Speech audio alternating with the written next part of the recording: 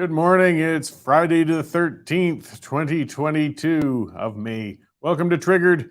I'm Cory Morgan. Well, lots of things to observe, I'm going to start actually by, apologizing to regular viewers and folks who were on yesterday. We were doing that experiment with Melanie live out on the street, talking to people and everything and trying things out. And we're going to work more on that because I think it's great to be able to get out and interact. But at the end of the broadcast, we also learned a hard lesson that the person who has the phone on the other end, if they close it out, it shuts off the broadcast. So we sort of cut things short unexpectedly yesterday. Sorry about doing that to y'all. But I was just going to rant about some news a little longer after that. Anyways, we got through most of the good and important stuff. And today for the observances, today is Blame Someone Else Day. That's one of the observances out there, World Blame Someone Else Day. It's held on the first Friday, the 13th of the year. So we've gone all the way till May before we got one. So again, whatever happened yesterday, hey, wasn't my fault. I know it was yesterday, but I'm going to blame someone else for it. Anything that might go wrong today, I'm blaming someone else for that too, because I've been told to. It's a world observation. You'd be a fool and insensitive if you didn't do so. It's also World Cocktail Day. So if blaming other people for your problems and issues hasn't worked out well enough for you, you can drown your sorrows. And again, you have your excuse for it. It's World Cocktail Day. I mean, I can't observe it, but I'm certain I could have a Shirley Temple or something like that and vicariously enjoy it through others. And for you, get out there and have a drink. Okay, we got a good show coming up today due to some other circumstances, but it's a nice break on things. Anyways, I had to run out. We had a Conservative Party leadership candidate, Roman Babber, in our studios here at the Western Standard yesterday. We had to record an interview with him, and Melanie Risden recorded that, and it's a really good talk. So we're going to run that in a little bit. We try to do things live when we can. But when it comes to these leadership candidates and people with tight schedules, it's sometimes hard to get them right in on that slot like that. Then we're going to talk to the Western Standard columnist, Trevor Tucker. We're going to talk about the March for Life. We're going to talk about how the abortion issue is hit. Yes, that issue that none of us wants to talk about. I don't really want to talk about it, but it's here. It's happening. It's an issue. It's a sensitive issue, but it's in the headlines and it's going to be for a while. And he wrote an article talking about at least how the discussion should be allowed. And that's where Trevor and I certainly share common ground. I think we kind of differ ideologically on that issue in itself, but we should be allowed to discuss it. And we're in this cancel culture world right now where people are trying to shut down any discussion on things in general. It's just not the way to go. Now, let's see, we got Jim and Red Deer, Lorraine and Sylvan, Baffin Island, Drew. Boy, you're up there on the north end at that. Scott and Fort Mac, Sandy. Hey, guys, it's good to see everybody checking in. Joanne, Ian, all, from across the country. That's that reminders, we get those technical hiccups that I blame someone else for. Maryland and Wilberforce, Ontario. But the live part I love. It comes with these challenges, but we have that interactivity. We can see the audience there. We can see that we're reaching out to people across this country and building that audience. As a Western Standard, we didn't actually really anticipate quite as much, broad audience, but it's fantastic, and I love it. So I appreciate the check-ins. Keep the comments coming, keep them civil, keep the debate going, and let's get on with what I'm going to rant about. So I want to talk about the long gun registry, and it's returned through a backdoor method, and the Liberal government has assigned their top liar, Public Safety Minister Marco Mendicino, to promote it. So just to give some background on this minister, when he was questioned in committee meetings on the invocation of the Emergencies Act last February, Mendicino simply just kept fabricating lies. Worst of all, he gets away with it. Mendicino claimed there was evidence of potential violence, insurrection, and conspiracy of foreign funding for the truckers' convoy that justified suspending civil rights with the Emergencies Act. He never presented that evidence, though. There was a claim made by that convoy participants were responsible for an attempted arson incident in Ottawa. This claim was completely disproven through a police investigation. And even after that was disproven, despite the proof being presented, Mendicino continued his strategy of lies when he told a Commons committee at the end of April that the arson attempt was part of the reason they justified the invocation of the act. A point of order was called, but it doesn't really matter. Mendicino lied, and it's been successfully repeated again and recorded. Mendicino claimed in February that they had evidence of a large amount of foreign funding for the protests. This was disproven. It was found that he was referring to a CBC story on it that had been retracted because it was BS. And then he claimed no less than 11 lies in the House of Commons as he was asked and kept saying that the police had requested the implementation of the Emergencies Act. RCMP Commissioner Brenda Lucki contradicted this claim. She explained the police never offer such advice. Mendicino shrugs, carries on, it doesn't matter. This latest lie from Mendocino is his most offensive. So when defending the new Liberal long gun registry, Mendocino said that the previous Liberal government long gun registry aided police in apprehending Mark Lapine after the Montreal massacre. Now, to begin with, Lapine blew his wretched evil brains out after he slaughtered the 14 innocent women. The police didn't need any help in apprehending him. Secondly, the gun registry didn't even exist until 1995. That's 6 years after Lapine's crime. Mendocino simply pulled the statement out of his ass, and he used one of the worst tragedies in Canadian history in order to do it. He just doesn't care. So what's going to happen? Nothing. He's been lying chronically for months, years probably in his career. His career is doing just fine, so why stop now? So let's get on to that. Why are the Liberals at this? The Liberals have been trying to take firearms away from law-abiding citizens for decades. The long gun registry from the 1990s was implemented by the Chrétien government and Justice Minister Alan Rock. And it was an expensive, divisive debacle, and it never had any impact on crime prevention. And despite Liberal claims at that time, again, they got a long history of lies, that the registry would cost, about $100 million. Costs ballooned to over $2 billion by the time the program was scrapped. The system was terribly organized and inefficient. It's estimated at some points that they never managed to register more than 60% of the long guns in Canada, even though they were at it for, over 10 years, I believe, and that many of those entries were incorrect. The records in the registry were supposed to be destroyed, but they likely never were. It was evident that the RCMP were using old registry records when they smashed into multiple homes during the 2013 floods in High River and stole people's firearms.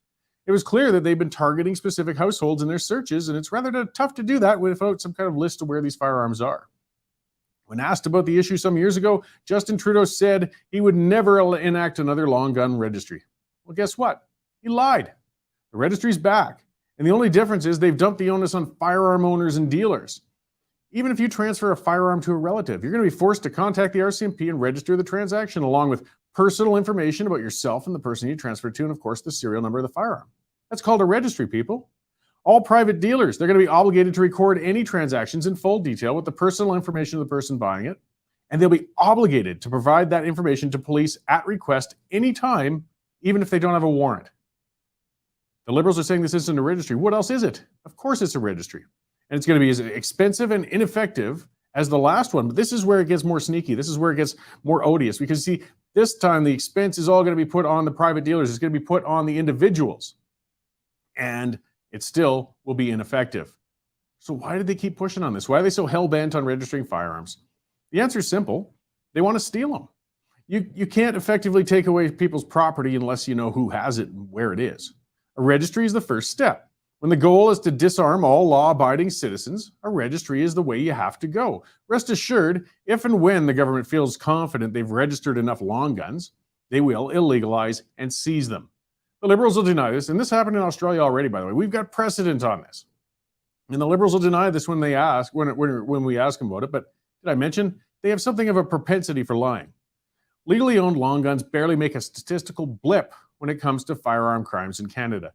The vast majority of violent firearm crimes are committed with handguns that have been stolen or are smuggled across the border. The Liberal government in Canada is an ideologically driven authoritarian regime. They have no interest in individual rights. Of course, they don't like seeing citizens armed. Not that there's some revolution pending, they just don't like it.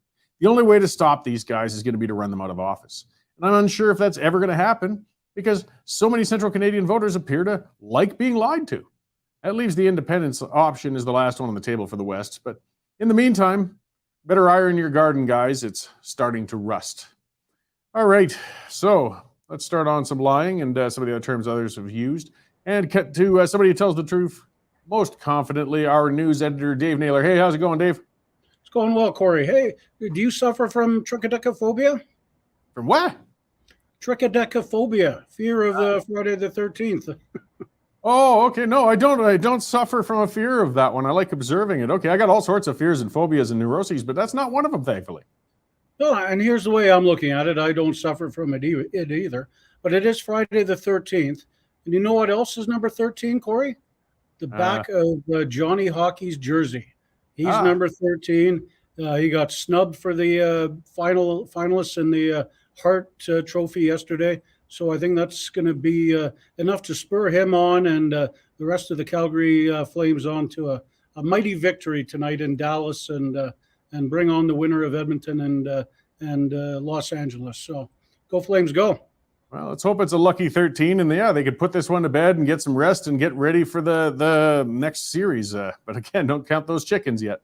Nope, no, that's for sure. Going to be a lot of Game 7s on Saturday nights, so hopefully not ours on the next night. So lots of news going on, Cory. Pope Francis announced this morning he's coming to Alberta. It's been 38 years since a Pope has been to Alberta.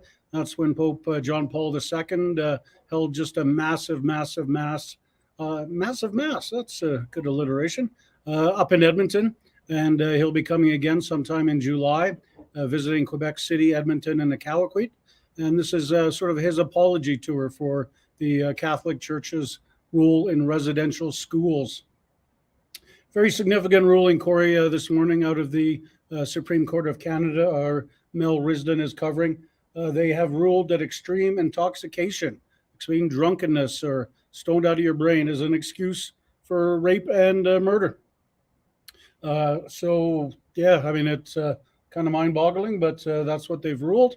Other stuff, Danielle Smith's morning show, talking about UCP balloting, and Jason Kenney's leadership is still up there on our main page, as is, you remember the boring CBC federal leaders debate in the 2021 leadership or 2021 federal election, Cory.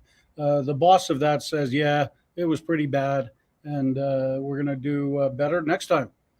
We've got a story on COVID cases decreasing in Saskatchewan. That's from our Saskatchewan reporter, Christopher Oldcorn. And but they're not decreasing in North Korea, Cory. Matthew Horwood's going to have a story up very shortly on, despite going 2 years without a single case, the Hermit Kingdom is now getting hit hard by COVID. So that's what we've got up at the moment. We got lots of stuff to come this afternoon, and yeah, one final time, go Flames, go. You bet. Well, I appreciate the update. I hope all that 13 talk hasn't actually cursed Johnny Gaudreau, but I'm sure we'll all be glued to our TVs tonight to see if he can pull it off. We certainly will, and there's going to be thousands of people down at the red lot watching it on the Stampede grounds, and I'm sure a good number of them will be celebrating down the Red Mile. So going to be a busy night on the Red Mile. Right on. Well, thanks for the check-in, Dave. I will see you after the show. You bet, Cory. So yes, lots on the burner. As you said, more stories are coming. We've got Christopher Oldcorn and Matthew Horwood and Rachel and, oh boy, Amanda and Mel. So it's hard to keep up with the amount of reporters we got. And it all is, again, because of you guys. I've got to remind you all, thank you for subscribing. Those who've subscribed, we are grateful. We really are. This is how we can keep doing this. And for those who haven't subscribed, please get on board. $99 a year, guys. $10 off that if you use the coupon code TRIGGERED, and it's well worth it. And we're not asking for charity. We're selling something. We're selling a service. You know, it's capitalism. This is the way we work. We don't take any tax dollars. We won't. We qualify for them. We won't take them. But that means we rely on you. And in that case, $10 a month, less than $10 a month, really, when you take advantage of one of those deals, you get full access to the whole site, the columns, the articles, the works. And of course, you can still feel good knowing you're supporting independent media when all the mainstream media really is that wretched and rotten. As Dave pointed out, you know, the CBC, they're discussing maybe our debate management stunk. Though, to be fair, the Conservative, I'd like to find out exactly who organized that Edmonton Conservative debate the other night, because boy, that was a whole new level of wretched. But either way, I'd like to remind everybody, as I said, subscribe if you haven't already. And hey, nag your friends, family. We got corporate subscriptions, by the way. If you got a company or if your company has one, they can bulk buy, reach out to us. Subscriptions, and make sure all your staff have full access to the Standard. Make sure they're getting good reads to some good unfiltered news without the government interference and taking any of your tax dollars.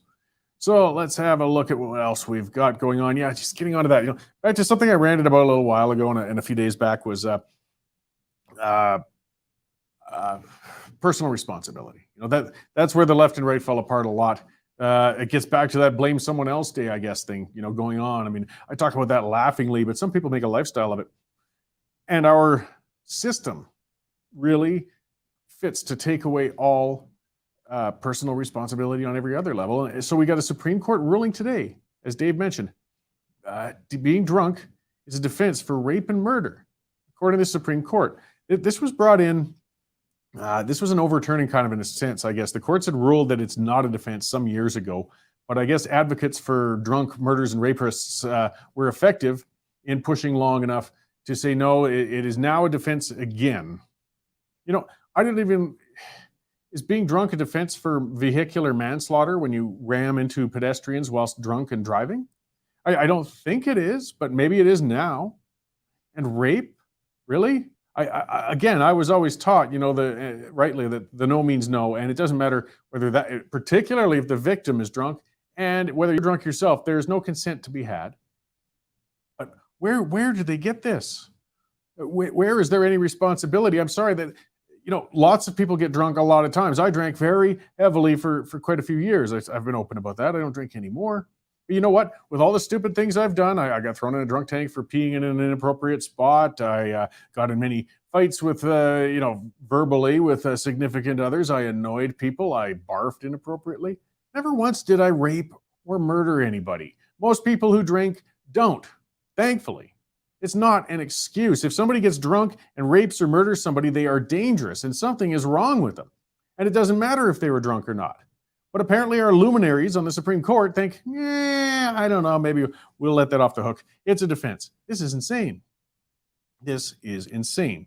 And I'm certain some, defense lawyers for rapists and murderers are rubbing their hands together, So I guess, and I'm certainly not counseling anybody commit a crime, but would criminals start thinking about that? If I can manage to chug a bottle of Jack Daniels before doing something dastardly, I will have my excuse in the bag already as to why I did it, and I'll have my defense in place. And again, we're not talking about somebody using that as an excuse to pee on the door of a 7-Eleven like some guy did in Calgary in 91. I'm talking about rapes and murders. So this is the court. This is the ones that, again, as we were talking about, we were celebrating the Alberta Appeals Court shooting down the Trudeau's No More Pipelines Bill C-69, and now it's going to go to the Supreme Court. And I did say in my rant about the other day, I don't hold out a lot of confidence that the Supreme Court's going to uphold this. I mean, the same thing happened before. The provincial court ruled against the carbon tax, but the Supreme Court held it up. And now we got a Supreme Court of people who actually think that it's okay to, well, I'm not saying it's okay, but they're saying it's a valid defense for rape and murder if you're intoxicated, if you're drunk. These are not the kind of minds I feel confident are going to understand the constitutionality of our provincial jurisdiction when it comes to pipelines and such. This is just beyond the pale. But again, I don't know. It's hard to be surprised anymore. What's this? June Marie saying she's enjoying her Wild Rose subscription, though still misses the old school newsprint. So do I, I mean, you still couldn't beat the old paper copy of a newspaper. You get at work, you'd be on break time, have a coffee, flip those pages. If we're going far enough back, I'd be having a cigarette while I'm at it. You did that smell of the newsprint and flipping it and seeing the larger stories, the small. It was quite a reminiscence and a good way to read. But those days are gone. As you know, oh, sorry, Adam. Yeah, it was. Yeah, you were the guy working in the 7-Eleven, were you? Okay. I'm sorry to traumatize you. But as you know, then it was only a small infraction in some ways. Either way, the newspapers now, I mean, I was shocked when I saw one in a 7-Eleven. It was, I was behaving going into one for coffee now. It's just paper thin. It's a flyer. Everything's online now, guys. This is the new media. This is the way it goes. But because we don't have that infrastructure, because you don't have that paper, you don't have those big printing rooms. And as I said, I feel a bit for the old legacy media in some ways. They're just carrying a massive amount of overhead and they just can't flex. They can't curve. We can. I mean, we have a lot of expenses. We have a lot of things we have to cover as well, of course, but we can move a lot more quickly. We can pivot. We can change with the times because we are digital. We're online. As we saw, again, I thank you for the patience. We had some hiccups with our new system, but we migrated to a much stronger system for our news, and it's a much better one. And once we really get it ironed out, it's going to be fantastic.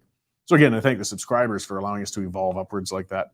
But the world's changing, and if the media outlets won't change to go with it, well, they're going to get left behind. And that's the way it goes. So leave them behind. Keep supporting us, guys. We'll keep growing. We'll keep giving good content. Another way before I get on to the guest interview, of course, is our sponsors, and that's very important. That's how we keep going as well. We sell advertising, and we do it to some great sponsors. One of them is Bitcoin Well. They were our first big sponsor, and they've still been with us because that's telling me that a lot of you guys have been checking them out, and I appreciate that. Don't just look at the sponsors, check these guys out. I'm being genuine when I say this. If you're interested in digital currencies, the main thing is to safely get involved with it. Get in an informed entry into that world with your money, and that's what these guys are about. They're about sitting down with you. They offer one-on-one, in-person service, financial advisement, I guess you could say, in a sense, so that you can be confident. And maybe it's not for you, but they will guide and tell you the ins and outs of it, how you would get started in it, the different services they could offer, anything from bill payment to ATMs to set up across the country to put money into your Bitcoin account. They're a good Canadian company, and they're out west here. So check them out, bitcoinwell.com, and take control of your money. I'll talk a little bit more about them later. So let's get on to the guest. And as I said, because of some other things that happened, it was an interview done by Melanie, but that's great. She does fantastic interviews. And she spoke with Conservative Party leader, Party of Canada, Roman Babber. And let's run that, and we will talk a little bit about the interview after that. I'm Melanie Risden with the Western Standard, and this comes on the heels of the CPC leadership debate, the first one that happened so far in Edmonton on Wednesday. And joining me right now is one of the leadership candidates, Roman Babber, and he is joining us to just talk a little bit about some of his positions on some of the topics that are affecting Canadians these days, and just to let us know a little bit more about what we can expect from him if he's voted in as the Conservative Party of Canada's leader. So thoughts on the debate. I've heard a lot of reaction on the debate that it was strange. In fact, some people have called it the worst political debate as far as the formalities and how it was put together. What were your thoughts on that debate? I think that Tom Clark, the moderator, certainly lost. I think it's regretful that there was so much emphasis at getting so many quick answers in there, as opposed to actually allowing candidates to express themselves. There's not much you can say in 15 seconds. And also the idea that somehow they had to control effectively the manner of the conversation, and that is not to stray into some sort of direction, seems counterintuitive when you want to try and get to know the candidates. And this goes on the heels of the North Strong and Free debate from the week before that was deemed by the media to be nasty. And so what they try to do is they try to steer us in a civil direction. But even if a candidate was uncivil, then perhaps you should know that as you go into vote. So it's regretful. That's actually a really good point. So it's regretful that we've heard so much from the moderator and less from the candidates. Agreed. And I think from the viewer standpoint, what I saw, a lot of the little personal tidbits, interesting for sure. But I think a lot of people would argue they would have preferred to hear more on the opinions of topics that are very near and dear to a lot of Canadians' hearts and minds right now. I thought I did well. I thought our campaign did well. I enjoyed the debate, despite the moderator and the rules.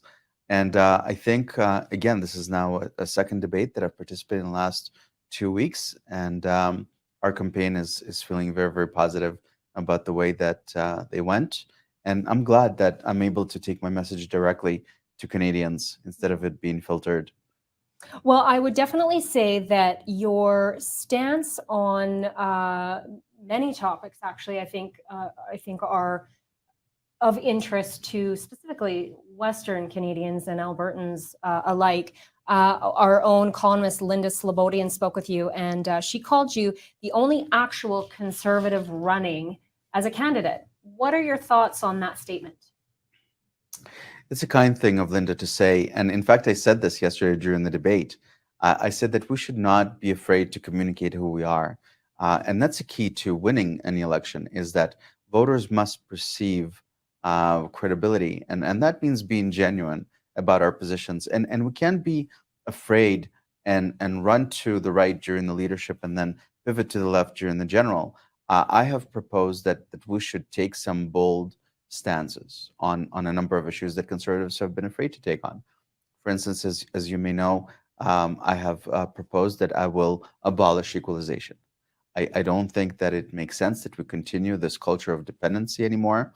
I'm not satisfied that the constitutional standard, assuming that it is a firm standard even to begin with, is met, whereby provinces are unable to maintain comparable level of services. And if they're not, then I would like to understand why not, and perhaps empower them by way primarily of natural resources to be able to provide those services. I'm glad that we're talking about supply management. I'm glad that finally the party has come around on passports and mandates, what I refer to as 21st century segregation. I think that a lot of Canadians expect the Conservative Party to stand up for them, something that they failed to do for the last 2 years. And by being firm and being who we are, I think will appeal to many more Canadians. And speaking of some of those controversial areas where you've come out loud and clear, is your stance on the mandate, and of course that leading to you being ousted from the Doug Ford Conservative government in Ontario. Why is this such an important topic to you? This idea of of standing against the mandates, and you have said very clearly that if you are voted in, you would work to have them all gone. Well, I think to make a human being choose between their ability to put food on the table and their personal health is inhumane. We have never forced anyone to do anything against their will. And make someone choose between their ability to feed their family is not much of a choice. And for the record, we all still agree that it is a choice. And surely the science no longer backs that up. We know that according to most medical officers and even the manufacturer, 2 shots offer minimal protection against infection.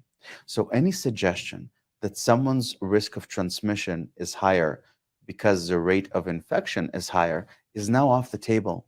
No one's putting anyone at risk. I always thought that it was a very hateful proposition, one that we should oppose clearly. Instead of just thumping our chest and yelling freedom, we can articulate a sensible and moderate position and convince a lot of Canadians that are not sure about this. But just to, if I may, to clarify, I was not removed by Doug Ford over my stance on the mandates. I was removed much earlier in January 2021 over my opposition to the lockdowns.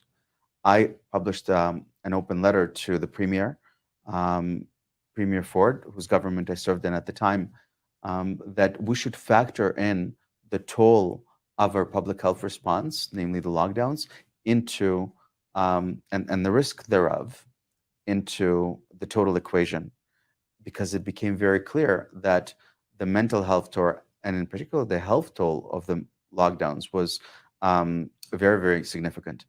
For instance, Ontario delayed or canceled more than 300,000 surgeries.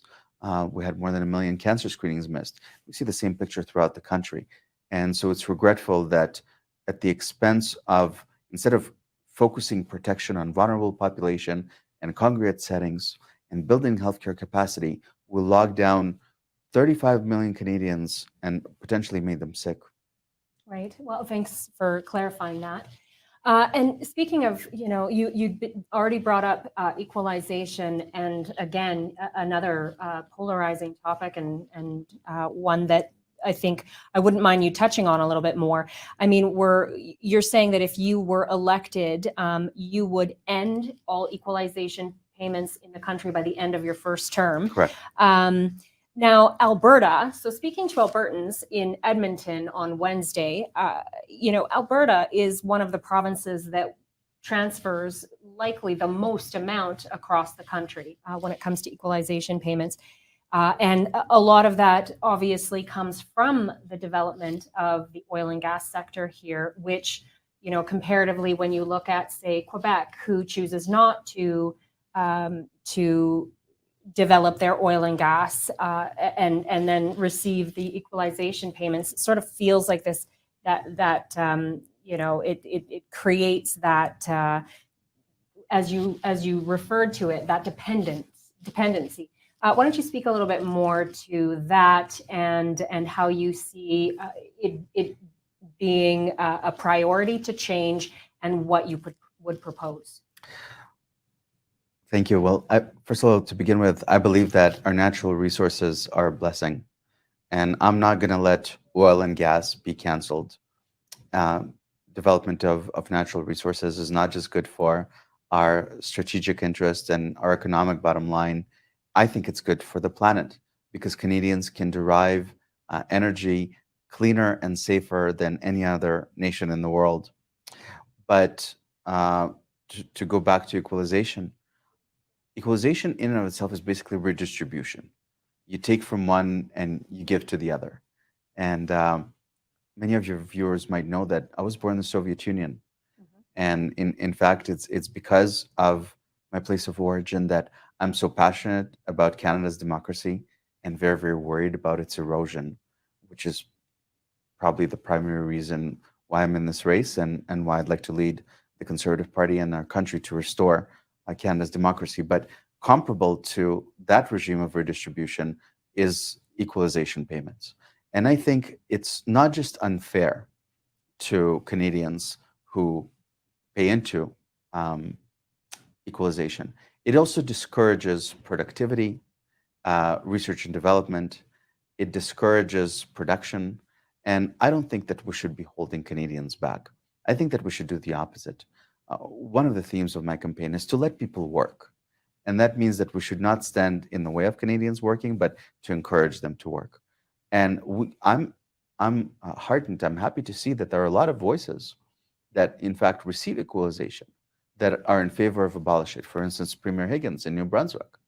A couple of years ago, he came out and said, maybe instead of equalization, we should be developing our natural resources. And that's precisely what I'm proposing. I think that there is no reason why Canada should not be a natural resources superpower. And I'm very excited about charting that path by ending equalization. Mm-hmm. So having said that, then your thoughts on the carbon tax, where are you, what's your stance on that? And, you know, do we do away with it? Do we reform it? What does that look like for you? I will repeal the carbon tax on day one. Canada is responsible for 1.5% of all global emissions. Even if we were to cut all of them, there is no clear evidence that that would make any material difference. All that the carbon tax does is make life more expensive. And I don't believe, with respect to all of my friends, that taxing Sally $10 at the gas pump and on everything she buys at the store will somehow change the climate. And so I would propose that we do away with it completely, and we do not hinder Canadian opportunity. And at the same time, cost of living is something that is very, very important to many Canadians right now. Produce is tripled in the last couple of years. Meat is up. Everything is so expensive. I'd like to find ways to make life more affordable for Canadians. So does that then, you know, and I was actually just going to ask you that, how we can, as a country, try to find these ways to make life more affordable, soaring inflation, you know, housing crisis because of the cost of housing, you know, with the carbon tax, but what more? What more can we do? Absolutely. So for instance, with the money that I intend to save from equalization, I propose an income tax cut. Last year, equalization was about $21 billion. That would be a material tax cut across the board for all Canadians.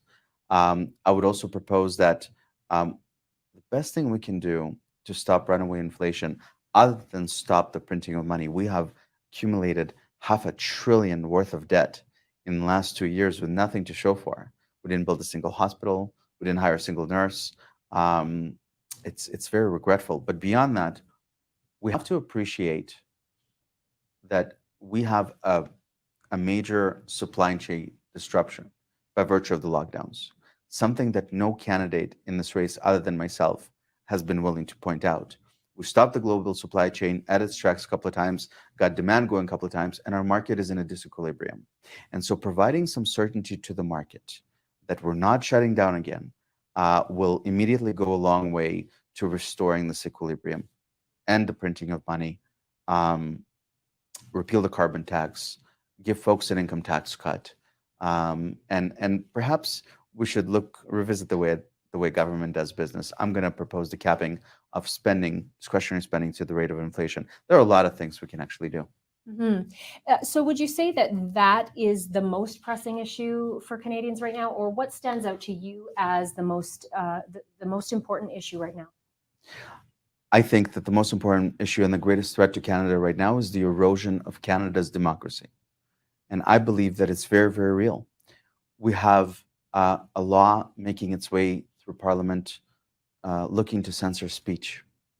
We have a good percentage of Canadians, 15 to 20% of Canadians, that are treated like second-class citizens and are unable to participate fully in society, travel freely, enter and exit Canada freely, or potentially many of them have already or are afraid to lose their jobs. We have a federal government that invokes the successor of the War Measures Act, the Emergencies Act, when it nowhere nearly meets the letter of the law. Seizing of bank accounts without a court order. This is an unprecedented assault on Canada's democracy. And Melanie, without democracy, we don't have anything. You can't have a strong economy. You can't have certainty of property. You can't have investor confidence to develop our natural resources without certainty in our democracy. And as I said to you, I was born in a communist regime, and I know how precious Canada's democracy is. That is my first priority, is to defend, restore Canada's democracy. Now, I know that you are, as I mentioned, you have your position on many things is appealing to Albertans. What do you say to the Albertans in this growing movement of separation? I got to keep you here. And I've had a number of these conversations with my friends in Alberta over the last couple of days. And I understand that there's this desire to potentially for more independence, but I'm going to do a couple of things. First of all, I'm going to fully unleash your economic potential by working with you at allowing further ways to develop your natural resources. I will repeal the anti-pipeline bill on day one. It makes sense. It's so much safer to transpond oil by pipe than train. I would think that anyone that cares about the environment would prefer a pipeline over a train. I'm going to repeal equalization, and most importantly, I'm a politician from Ontario, and I know how many of them think and how folks in Quebec think. I think that the political class needs to appreciate that there's life outside of Ontario and Quebec, and I need to bring you into the national conversation. And I start doing that by bringing conservative members from Western Canada and the Maritimes and Atlantic Canada into the conversation. I hope to do everything possible to maintain unity within our party and our country. And pollsters do say that for you to win, it would feel like a long shot. What are your thoughts on that? If you aren't successful, what are your plans there? What do you have to say to the people who say it's a long shot for you? Our campaign keeps exceeding expectations. First, there was some question as to whether my application would be approved, given that I was asked to leave a provincial caucus. We got approved. Then there was a question as to whether I'll be able to make it onto the ballot by raising the $300,000 plus the $60,000 tax on top of the fee. And so we raised the money, and now I'm on the final ballot. I've now participated in 2 debates, and by all accounts, I've done really well in the debates, and more voters are seeing that there's another credible option here. And finally, I anticipate that we're going to, in addition to exceeding expectations, I'm looking to unite democracy-loving Canadians, and that includes the freedom movement that is not entirely settled as to where it's going to go, but we have made a lot of headway with freedom, and I'm confident this is going to propel us to a good result on first ballot, which may translate into the climbing up as we continue along the ballots. So we love exceeding expectations, and we love to be considered the underdog as well. So rising to the occasion. And if you are not successful, will you consider running for the Conservative Party on the federal level? What would be your plans moving forward? I'm not sure. Yeah, You haven't know, thought a lot of thought that haven't road. thought that through. Okay. I like to joke, and it's true, Melanie. I don't really like politics, and I've enjoyed. I was very, very blessed in private practice, practicing law before I was elected. I practiced for 12 years. It's better for for the paycheck. It's better for your privacy and certainly my loved ones. Politics is very, very taxing, especially the last couple of years and everything that I've been blessed to experience. So I don't want to make a prediction. I am committed to being competitive in this race, and we're in it to win it. All right. You are in Alberta for how long? What's your next stop? Where are you heading? We're gonna hang around Calgary for the day. Then we may stop in Red Deer on our way back to Edmonton. I have an event scheduled in Edmonton. We're going to meet some folks there as well tomorrow, and probably head back to Ontario on the weekend. Okay. Well, thank you for filling us in a little bit more in depth than people were able to hear at the debate on Wednesday. Again, Conservative Party of Canada candidate Roman Babber joining us in studio today. Thanks for watching. Thank you so much.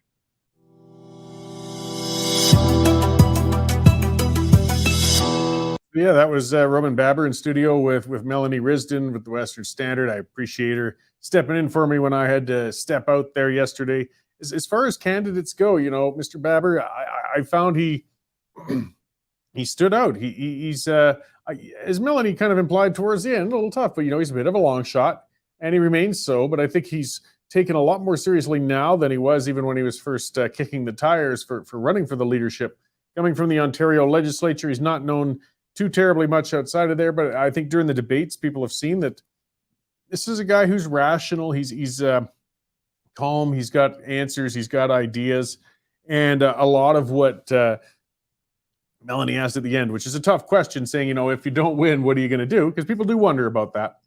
But I hope he sticks around, because they need good, solid minds in caucus, no matter who wins it. That's part of the problem you get in these races. They get so vitriolic, or they insist on the person who wants to be in the lead and can't seem to live with not being in the lead, or not running the party.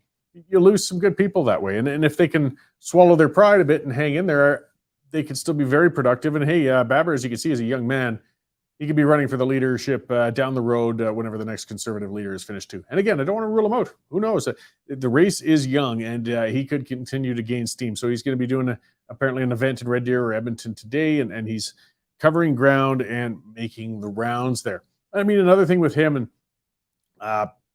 people I've worked with and people I know, there are few better advocates for freedoms and small government and getting government out of your hair than people who grew up and were born in the Eastern Bloc in Eastern Europe back when it was still communist and socialist state out there. They've seen firsthand just how bad it can be, how bad it can get, and they see the warning signs. And that's why very often we get some very strong conservative politicians and activists who had immigrated to Canada from Eastern Europe back when those times were that bad. So, that was Roman Babber. And I'm going to be speaking with Scott Aitchison soon, too, and I'll be interviewing him. And that will be the last of, that will mean I've interviewed all 6 of the candidates. Roman had spoken to me about a month ago as well on the show. And we're going to keep covering that race as it develops. As I said, it's a long one. We're going all the way till September 10th there. Getting on to the federal front, going further. So this is something, I think Dave mentioned it. The NDP and Liberals, some MPs are calling or wondering if measures are needed to stop political protests. This is a bad road we're going down, guys. So I guess there was a couple incidents where there was a lot of swearing, loud, I'll say it, rude people. I mean, I don't think protesters do themselves any favors when they surround a politician's car and go all haywire and screaming like a bunch of lunatics. But they have the right to do it. If they're not getting physical, they're not putting the person at real risk or things like that. I mean, let's work on changing the atmosphere and the environment and as to why people feel driven to such extremes when they protest. And it's certainly these days, I guess you could say it's kind of conservatives who are doing that protest, but the left, hey, there was no shortage of them and their screaming protests in the past as well or currently. So going down the road, though, do we really want, I mean, look what we did to the rate of protest this year already last winter. And these lefties who are calling for more controls on it don't seem to understand. This is going to turn against you. You know, when you infringe upon the rights of others, eventually that gets turned on you. You won't always have a Liberal NDP coalition in Ottawa. It's going to feel like it's there forever. Oh, I assure you that. But it won't be. And you start putting in changes like this, another government down the road is going to use that to turn it against you. And the right of protest, assembly, expression, speech, these are essential base rights, and we can't let them be eroded just because some people have been unfortunately abusive with it. I don't think Singh and some of his supporters really understand what they're asking for. You know, look at how badly, look at how many good things came about from free expression and protests, and some of those protests got out of control. I mean, you know, the civil rights movement in the United States, that was from the outside, you know, fighting to end the racial segregation and then to allow, you know, schools to have mixed children within them, things like that. Those protests often broke local laws at that time. Those protests got out of control sometimes. Those protests got a bit violent. Sometimes there were small riots. But it led to a good end. And there was no other way for people to express themselves at that time. They couldn't just go to the ballot box and reverse those Jim Crow laws. So we can't underestimate how important it is, even if you don't like the message of some of the protesters. Sometimes the protesters are kooky. Sometimes they are out of control. Sometimes they're going too far. You have to accept that because it's just too risky to start cracking down and start to try and cherry pick which are legitimate protests, which aren't, and start infringing on those rights that are so very important. So, I mean, if I do have any message to put out to people as well, I mean, it's not just with these progressives foolishly calling for more infringement on the individual's rights of expression and protest, but also I would for the people who think that going out and going haywire and swearing at and surrounding politicians' cars as they did with Singh and doing that, you're not doing anybody any favors either, guys. I mean, I'm no friend of Jagmeet Singh or his ideology, but that sort of approach and demonstration is not earning you any respect or support from common Canadians where we want to actually make some change. And as well, it is empowering the reactions of politicians like this when they're talking about imposing more laws to try and crack down on future protests. So, you know, cut it out, guys. You can be expressive and you can be excited and you can be a little rude, you can be a little tasteless, but when you push it too far, you give them what they feel to be the justification to infringe further on your rights, and it's not going to be a good outcome for any of us. So interesting times, though, and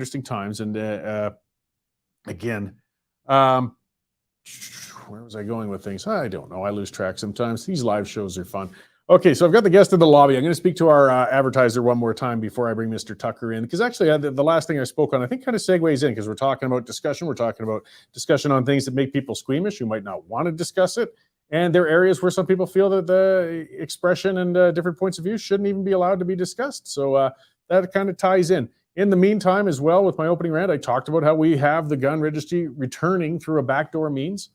And it is threatening your right, your ability to own and responsibly use firearms. And if you enjoy firearms, if you're looking to enjoy firearms, purchase them, use them, you got to be a member of the Canadian Shooting Sports Association. It's an association as with any other interest. I mean, they offer all sorts of resources, videos on safe, responsible firearm use, directions towards events, whether it's target shooting or biathlon, things like that. They have all kinds of resources in there. it's a nice deep site that way.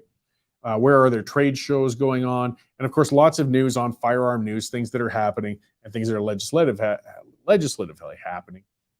And they lobby on your behalf. They're out there. I'm sure that Mr. Bernardo has some very serious plans to push back against this backdoor gun registry right now. They need your help, though, to make sure that they're standing up for you. And that means you got to take out a membership with them, guys. If you own a firearm, you should have a membership. It's just nothing but good resources for you all around, and it helps them help you. So check them out. Canadian Shooting Sports Association. Their website is cssa-cila.ca. .org, and check them out. You'll see it's worth taking out a membership. Okay, let's bring in Mr. Trevor Tucker. He wrote a column for us recently there, and there are going to be more coming. And we went into whether or not conversation is imperative on, I'm going to say it right out, on abortion. I got to admit, I dodged that word. If I could avoid that issue, I try. But we can't just dig our heads in the sand and forget everything. So thank you very much for writing about this and coming on to talk to me today, Trevor. Yeah, pleasure, Cory. Good to meet up with you. Yeah. So just, I guess maybe I'll kind of get you to summarize, and part of it ties in with your personal views, and also you're something of a communications specialist, and you're talking about the importance of communication, I guess, in a sense, and on this particular issue and the ability for it. Can you kind of summarize what your column was about? Yeah. So the last one was just basically about the importance of us learning how to talk again. It seems I grew up in, I guess we're all saying this these days, a very different kind of Canada, one that seemed a lot grittier and a lot more eclectic in a way, at least as far as the public conversation went. And certainly on this issue, and I'm sure we could talk about a whole bunch of others. It seems like there's one narrative that's allowed, and arguably that we're losing the ability to have difficult conversations. I teach in university, and the amount of kind of trigger warnings and so on that you have to give on any sort of difficult or uncomfortable topic. At least on one side of the spectrum, I'm a Christian, and even when I say that, I'm kind of like, yikes, right? Because you're used to having to sort of give trigger warnings for one side and not so much the other. But and anyway, on the sort of conversation imperative, arguably, in the public sphere, we're only our democracy is only as healthy as our conversation is. And, lots of people have said this. I quoted Jürgen Habermas. When we lose that ability to have a dialogue, and when the dialogue is especially co-opted by people with political, with economic agendas, what have you, guys like Habermas are saying we're cooked if we can't do it. So I rather than trying to dive into the abortion debate, I was trying to hit it at a bit of a different angle, just to say this should be on our minds, whatever side we're on, and we should talk about it. And equally concerning to the issue is the fact that we can't talk about it. So maybe we should try going there first. Well, that's just it, and I mean, it's as opposed to the issue itself. I mean, that's a fodder for a whole other shows with people. But the ability to communicate on it and differ on it, but still respect the other person's right to do it. I'm very libertarian. I am not a man of faith.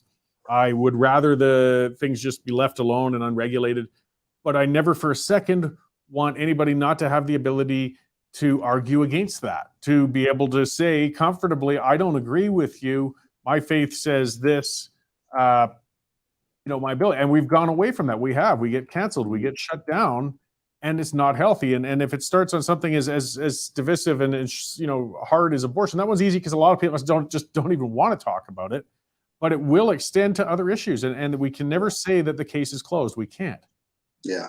Yeah, and I'm with you, and I voiced this at the top of the column that I have pretty strong beliefs about abortion, and for me, ultimately, there's not a lot of wiggle room, but I, as a person of faith, and with knowing many people of faith, I'm also on the outs with a lot of them because I don't believe in coercion either. So the vax mandate is the obvious example, but there's others. So while I think this is wrong, I also think it's wrong for me to force someone to do something or to not do something. Ultimately, that puts me largely in the pacifist camp too, which is another taboo in a lot of parts of that subculture, I guess. So yeah, and this is the thing. I think that there's actually a lot of wiggle room, and I'm going to write about this some more, hopefully, coming up. But when the narrative gets so shrunk that you can only kind of say this and not all this other stuff that you have questions about. Like, is it abortion at 1 month? Is it abortion at like 1 week prior to birth? Right? Like, if you're on one side or the other, you almost can't even go there. And I think we probably could find a lot of commonality if we could actually go there, right? If we could actually ask the questions that get sort of pushed aside in the effort of streamlining the narrative. Yeah, well, and I mean, there's a mental attitude, and I think it's gotten worse, with social media and divided discourse and very polarized, this, and it's I'm right, you're wrong, you're right, I'm wrong. And we've forgotten that basic idea of, I can very strenuously disagree with you, but fully support your right to be wrong. And we've lost that. You're wrong, thus you shouldn't even be able to say that. And that's a big problem. And that's happening a lot. And it's not a left-right thing. It happens with people when they get too heated up on either side of an issue. They try to shut up the other side rather than debate them. And it's getting worse.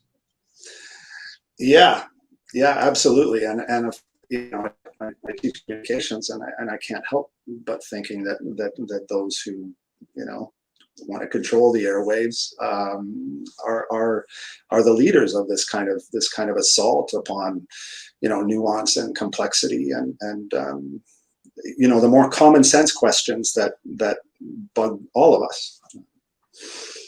Yeah. So did the March for Life event was it's an annual one. It's a big one. Did you attend that in Ottawa this year? Yeah, I did. And that was a really interesting. How do you encapsulate it? It was a really interesting case in point, where it seemed like there was one side that this is the Planned Parenthood side that was very.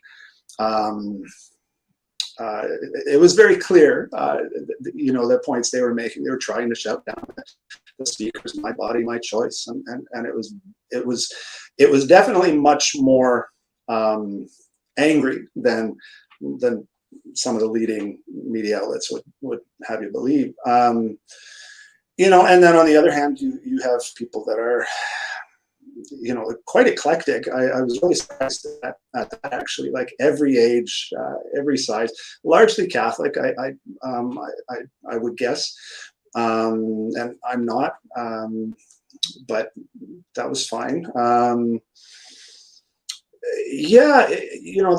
That side, it just didn't seem as angry, I guess.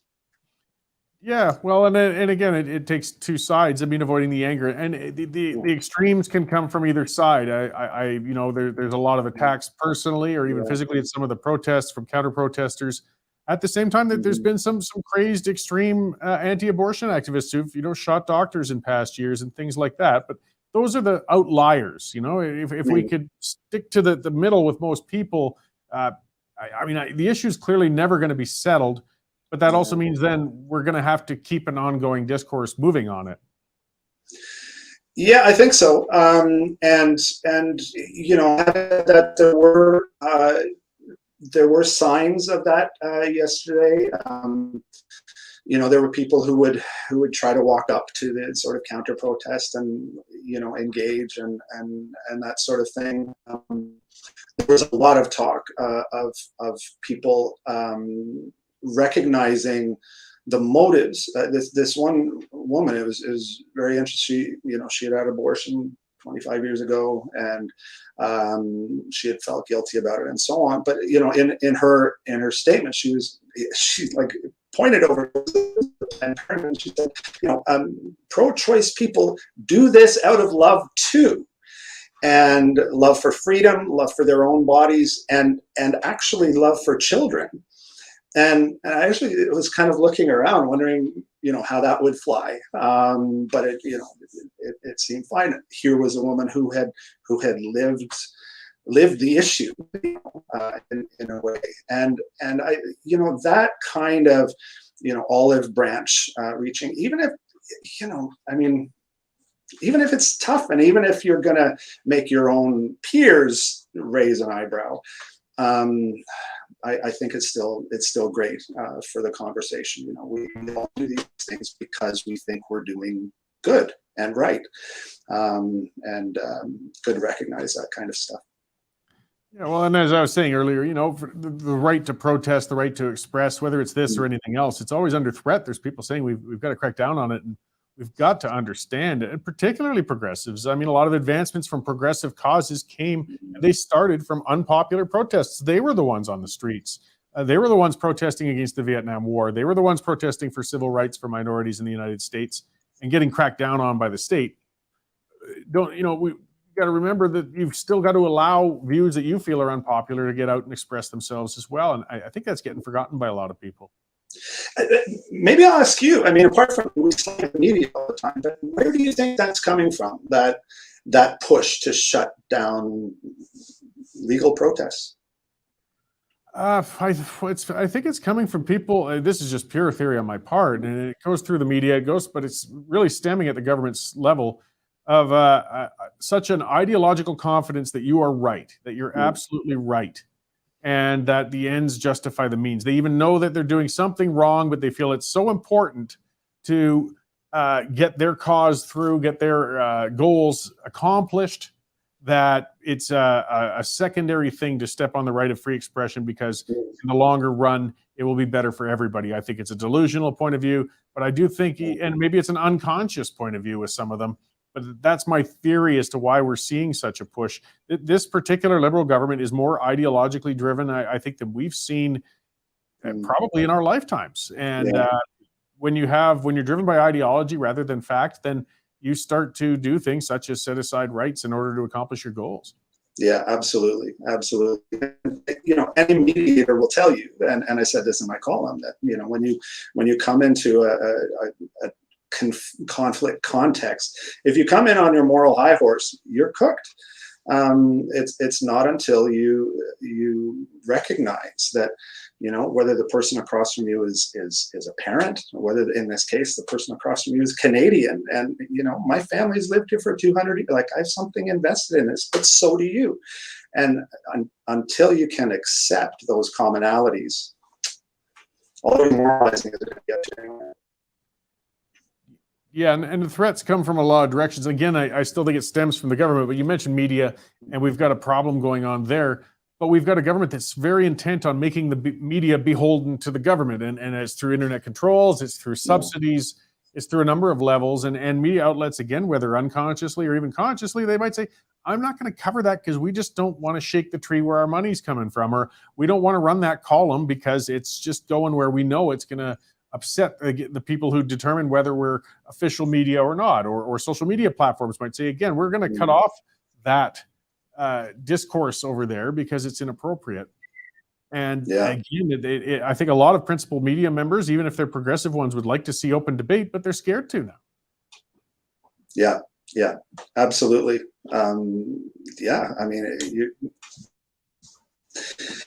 You lose your lunch, right? Apart maybe from all of us, there's an interesting independent media landscape in Canada, and apart from all of us just kind of voting with our feet, it's going to be a difficult one to fix. This issue. Yeah, well, we're growing and we're trying, we're getting it out there, and that's why I appreciate you coming on talking to me today, and the column you wrote, and you said you have another one coming up pretty soon. Yeah. I wrote on yesterday, largely because, it was a different view from where I sat. And so we did a little narrative thing. It was a very interesting day. And again, I'm not a Catholic, and when you see young people quietly, quietly and solemnly voicing their concerns, and I'm a father of teenagers, and some of it was quite moving. So yeah, I wrote a little bit on it. Yeah, well, I'm looking forward to that. And actually, it just brought me to another thought, and an anecdote, but getting back into the mid to late 90s. And I got to admit, I grew up in the 80s. I was somewhat intolerant, particularly with people in the LGBTQ community. Mm. And I had a girlfriend at the time who actually took me out to a couple of Pride events in Calgary. And they were pretty small back in those days. But actually, it really, it was good for me. I mean, this was an event of free expression, with me getting around people outside of my regular comfort zone, getting to know people, and it forced me to reevaluate my thought. And if they'd not been, and again, speaking of that, 30 years before that, they would have been arrested for holding a Pride parade. Were it not for events like that, people like me wouldn't have been able to interact and broaden my thought. So when we shut down things like March for Life and that, again, we're not having anything productive. This is not going to help. Yeah, I agree. And I love that you mentioned the personal side of it. The same thing with the LGBT stuff. It wasn't until I had friends that were wrestling profoundly with this. These are my best friends. And you don't have a choice to sort of slough it off as a political issue, or, and when you have that personal, to me, that's where it's at. And we can't let anyone get into that space between us. I often say to my students that conversation is all we have. And so we need to fight to keep that ground. Yeah, absolutely. Well, again, I appreciate you coming in. I'm looking forward to your column on what you observed at the event the other day, and other columns to come in the future. All we can do is keep working on it. And again, well, we're not backing down over here. So thanks again for coming on to talk to me today, Trevor. And I hope we get to talk like this again soon. Absolutely. Yeah. Good seeing you, Cory. Great. Thanks. So yeah, guys, just the summary, get to Western Standard online, or well, it's not online anymore, westernstandard.news. And Trevor Tucker, you can look that up, that column. And as he mentioned, there's going to be another one coming soon. And we've got to keep the discussions going. It's just really, really important. And trying to shut down debate just isn't the way to go. There's a movie, I'm going to, go to an anecdote. If anybody's ever seen it before, it was back in the 90s. It was Laura Dern and I'm forgetting the other names. It wasn't a lot of top name actors. Well, Burt Reynolds was in it as well. It was called Citizen Ruth. And it was almost a parody on the American abortion debate back in those times, kind of an obscure movie that came out.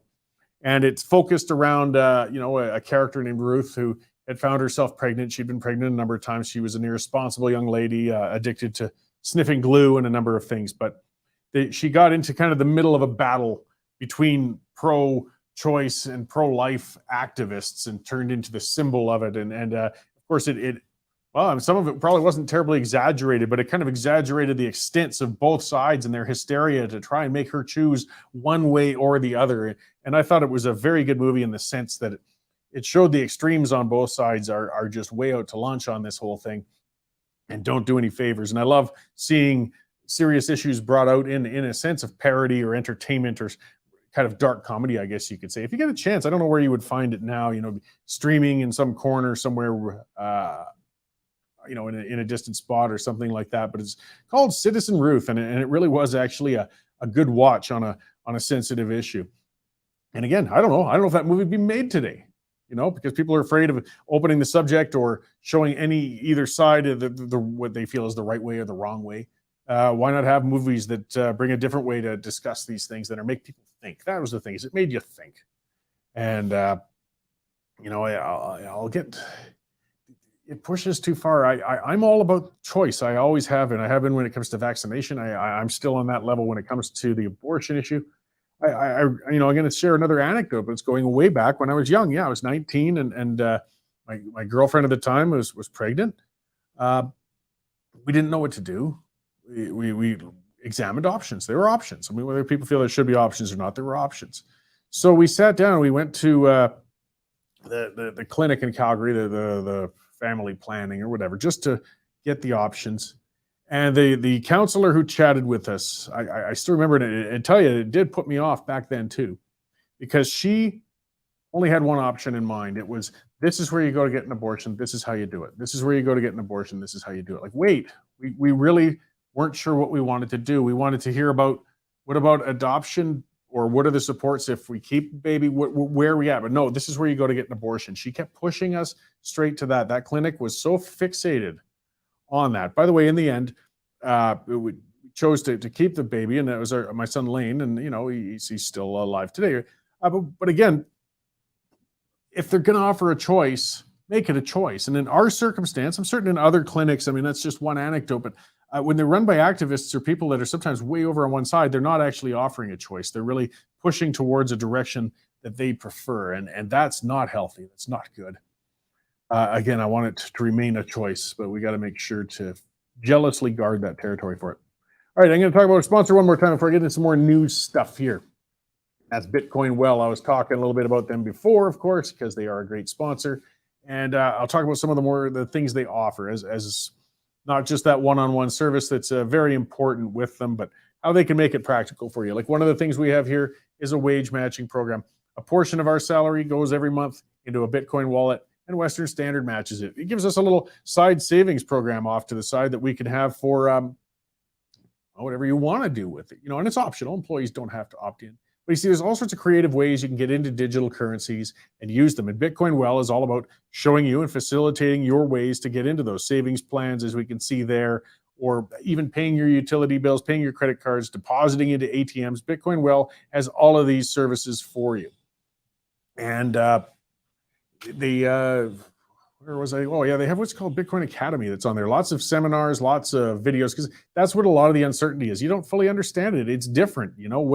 What is financial sovereignty? How do you get your stuff away from central banks, things such as that? These guys are there to help show you what it's about. Bitcoin for beginners, as you can see. Most of us are beginners with this thing. So check them out, bitcoinwell.com. They offer a good service. If you're looking into getting into digital currencies, they are the guys to talk to, guys. Check out bitcoinwell.com and take control of your money.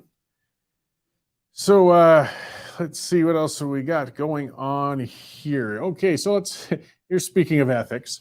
This is a story that's come out. Some members of parliament are seeking tougher penalties for ethics violations. Yeah, and there's lots of room to impose a lot of those things. And the maximum penalty right now, think about that. I didn't know that until I read that today. For an ethics violation, and that can range into a whole lot of things, is $500 fine and maybe a public apology. That's it. These are members of parliament. These are people who, they got some very healthy six-figure salaries, some massive pensions. I mean, they're not the richest people on earth, and I don't think they should be paid minimum wage. But throwing a $500 fine at them for an ethics violation probably isn't that much of a disincentive for them. I don't think they're going to cry themselves to sleep if $500 has been imposed upon them for breaking the rules. And you see, ethics, particularly with public office holders, these are people that control our lives. These are people that have access. They're entrusted with our money, with our funds, with our taxes, and they theoretically are going to utilize them for the public benefit. If they're not doing that correctly, if they're breaking, again, ethical rules and things, there should be some very serious penalties for it. But right now it's $500. I mean, we got some serious problems here, guys. This shouldn't even be a discussion. The Conservative Party last August recommended a maximum of $50,000. Even then, I don't know, but I mean, it's certainly better than $500. It makes some people think twice, right? Like I can't afford a $50,000 hit out of the blue, that's for sure. And it says, of course, proportionate to the severity of the offense and the offender's history. But the other part was, and their personal net worth. Well, I don't know about that. That's I don't want to get into that socialism. Hey, this is the penalty, whether you got 1,000 in the bank or 100,000. Just don't do it. Maybe if you don't have the money in the bank to cover your fines, and again, that's where we get to the disincentive aspect.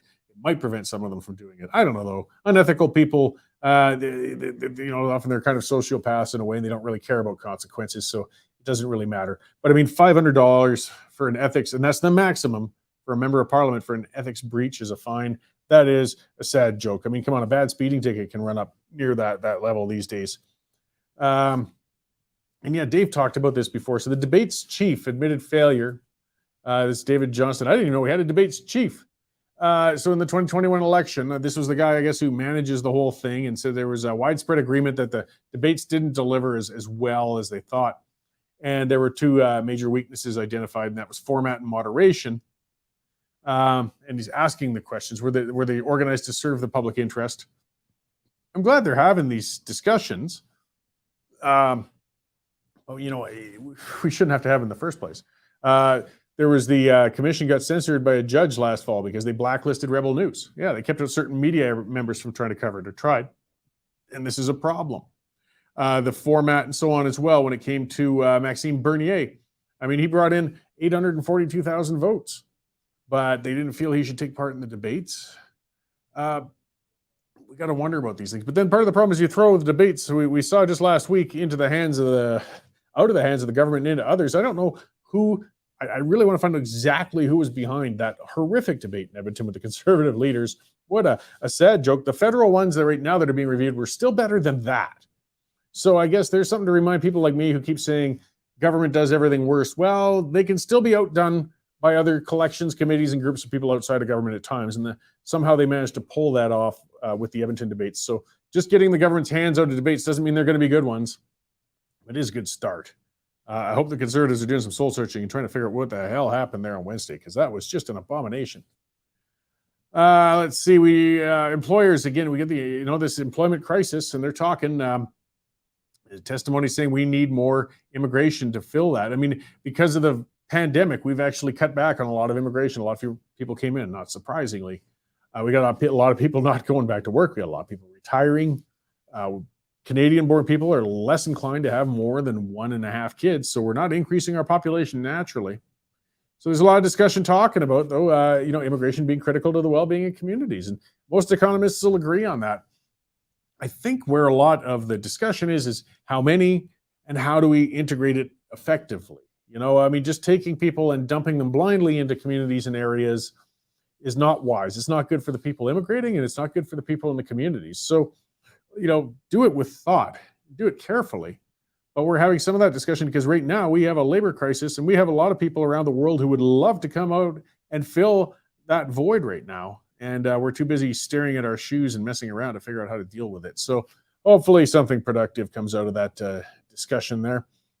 Let's see, discussions in Finance Canada. They're defending, I guess they gave a $10 billion loan guarantee for the Trans Mountain to help the company get the darn thing done. Of course, the far left is calling it a fossil fuel subsidy. Maybe it is in a sense, but it's only because the idiot government regulated it so badly that they were forced to buy it or allow it to die. That was the only ends left. Private industry said, to hell with you. We want no part of doing business in this country because your system does not allow us to get things done. And even with the government owning it, they still can't get the bloody thing done. And I get barked at all the time when I talk about it. I know they're working on the Trans Mountain. I know there's a lot of crews doing stuff on it, but it's going so slow. My great-grandchildren will be lucky to see that thing produce at the rate it's bloody going. Plus, they keep running out of money. So the government said they're not going to put any more public money into it, and this is kind of the government doing it in a roundabout way. They gave a whole pile of loan guarantees, which is kind of the same way. They're saying, you put the money into it, and if it doesn't come back, we'll give it to you later. So, it's ongoing. Just get the damn thing done. The government is the problem, unfortunately, as usual, not the solution. If they would just get out of the damn way, this thing would get done. The amount of permits and requirements and everything make it nearly impossible. Speaking of other things, yes, an anti-pipeline anarchist group is under investigation. This was in the news the other day by the Montreal Arson Squad because they set fire to luxury vehicles. I mean, well, it doesn't matter if they're luxury vehicles. I don't care if it was a guy's 72 Datsun and it was worth $500. These are terrorists, guys. They're torching stuff. We still haven't heard about what happened in BC with those guys who showed up with axe handles and attacked a construction site in northern BC and the CGL pipeline. And now we got these guys feeling emboldened enough to torch the vehicles of people. This was he was a former member of Stephen Harper's government, and they've targeted him and his house. So that's got to be pretty uncomfortable, and that's discomforting. Going to people's houses and getting that violent, this is serious. But what are we worried about? Well, they're worried about shutting down debate for people who are swearing at Jagmeet Singh when he shows up at events. Guys, get your priorities straight. We've got eco-terrorists running around out there, literal eco-terrorists. And, it's surprising they haven't hurt somebody more seriously yet. And arson is so serious. I mean, you got to understand, in Calgary when the Forest Lawn Hotel got burned down. You know, that was a case of an unprincipled owner burning it down for insurance money. People think, oh, that's just insurance fraud. Yes, it is. But the only bigger problem, it killed a firefighter when he tried to respond to it. That's one of the other serious aspects of arson. So you can't dismiss, oh, they just burned a luxury car. I don't care. They lit a fire that was uncontrolled that could have very seriously hurt somebody. That's terrorism. It has to be called that. And they have to go after them because they're going to kill somebody soon, guys. These guys are extremists. They're out there. And they're not going to stop because these pipelines can't stop because despite what our kooky government and environmental activists think, we can't live without hydrocarbons. We can't. We need them. So these pipelines are going to keep going. Those wells are going to keep pumping. Those tankers are going to keep moving. So these lunatics are going to keep upping the ante until we start jailing them. But again, we just catch and release, catch and release. We got guys like David Suzuki talking about blowing up pipelines. And then people shrug that off. Well, look at the inspiration in some of the lunatics that have been moving along with that. We've got a real problem with terrorism going on. Let's see. This was another story that was pretty big. I think Amanda wrote this one. I could be wrong with it. That was with the cadets and junior Canadian Rangers apologized because they took unvaccinated cadets and marked them with pens and segregated them at the London International Airport on May 7th and stopped them from having the opportunity to take part in a training exercise on a couple of Hercules planes. These cadets, these kids, you know, they're out. This was a high point. This is getting around to these giant transport planes. And they're based in London, Ontario, and they were going to fly on them. And no, the vaccine ideologues, speaking of extremists, actually marked their hands, humiliated them, set them aside, and kept them from being able to take part in this. How many times have we got to go over this? Vaccines don't stop the spread. It's not even medical theory anymore or anything like that. That's been proven. It's shown. I mean, again, they can reduce adverse outcomes. I support it that way. Again, I support choice. But this is just punitive. It's embittered. It's wrong. And it targeted kids. And it stole from them an opportunity that they've been training and looking forward to. And as I said, humiliated them. And it's unforgivable. And that's why we got to keep reporting on this crap. We got to expose this crap. So yeah, now they're apologizing. Now they're backpedaling. But you know what? If it wasn't for alternative media and other people getting in there and exposing that crap, these guys would still get away with it. It was True North, actually, to give credit where it's due, who found this with, Candace Malcolm's group. So again, self-serving. Keep supporting us, but it's because we will go into these issues. We'll report on these because the mainstream media won't. Another little side note to kind of close things out, perhaps. There was that motion we were talking about, the Liberals and Conservatives. The Bloc had put a motion forward to end the prayer, starting at the House of Commons. So there wouldn't be prayers anymore beginning that. They've been doing it since 1877. The Liberals and Conservatives said no to it. Well, it's rare times when the Liberals and Conservatives get together and knock down the motion. And ironically, it's one of the times I kind of more supportive in the Bloc in a way. I just believe in full secularity. Nothing against prayer, just not necessarily in the place of our governance. But whatever, it's all symbolic and it's not the end of the world either way we look at it. But that is another little news item that came up. So, okay, I'm going to wrap things up, guys, and get on with the weekend here. I will be attending at Big Rock Brewery tomorrow night. The Maverick Party is going to have their leadership announcement. They're still out there. They have a leadership race going on, and it's they're going to know who's leading them tomorrow night. So I'm just going to be there to cover it and see what's happening and what happened there. So if you're interested in that, come down to the Big Rock Brewery or check out the Maverick Party. I think you got to get a ticket, but they're going to have an event. And then on Monday, I'm going to have... He's back. He's promised me he's got it down this time. Western Standard columnist Lee Harding, and we're going to talk about that new political party out in Saskatchewan. So if we have to get people to run and bang on his door and get him on the show, we'll get him on there this time. Because as you regular viewers know, I get real grumpy when I get stood up for shows. But I think it was an honest mistake, so we'll get Lee back here to talk about that. And we're going to have Spencer Fernando. He's a columnist. He's also with the National Citizens Coalition. And those who know him, he's a prolific writer and a good conservative voice, and it should be a good conversation having him back with the show. So that's about it for today, guys. Thank you all for joining me, and I will see you all on Monday morning at 11:30 a.m. Mountain Standard Time.